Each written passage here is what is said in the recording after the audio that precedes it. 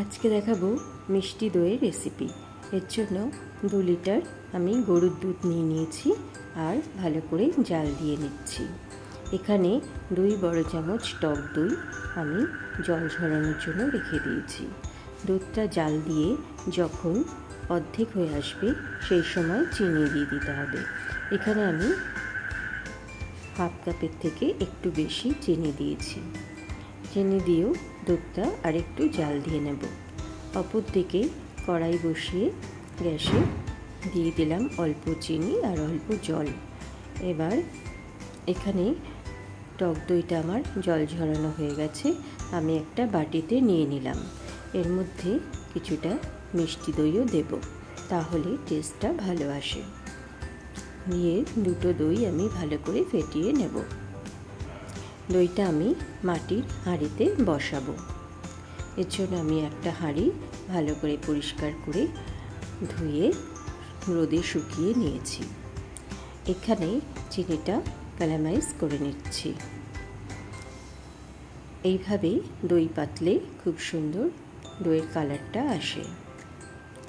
আমার রান্নাবাটি খেলি চ্যানেলে সকল বন্ধুদের জানাই অনেক অনেক স্বাগত। চিনিটা ক্যারামেলাইজ হয়ে গেছে, তারপরে আমি অল্প দুধ দিয়ে সেটা গুলে তারপরে পুরো দুধটা মিশিয়ে দিলাম এবং ভালো করে মিশিয়ে নিলাম। এবার আমি যে দইয়ের মিশ্রণটা করে রেখেছিলাম তার থেকে 1 চামচ প্রথমে হাঁড়িতে দেব। হাঁড়িতে ভালো করে মাখিয়ে নেব। হাঁড়িতে মাখিয়ে বাকিটা আমি দুধের মধ্যে মিশিয়ে দেব।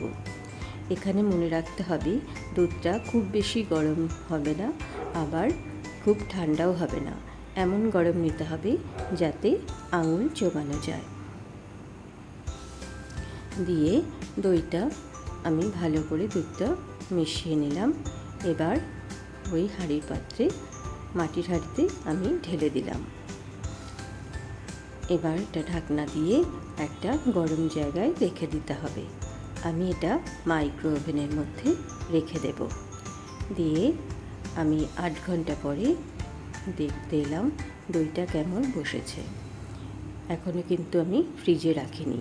দইটা ভালো মতো জমে গেছে, ফ্রিজে রাখলে আর একটু জমে যাবে।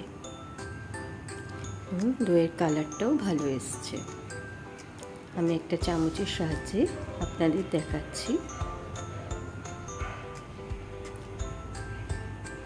দইটা জমে গেছে।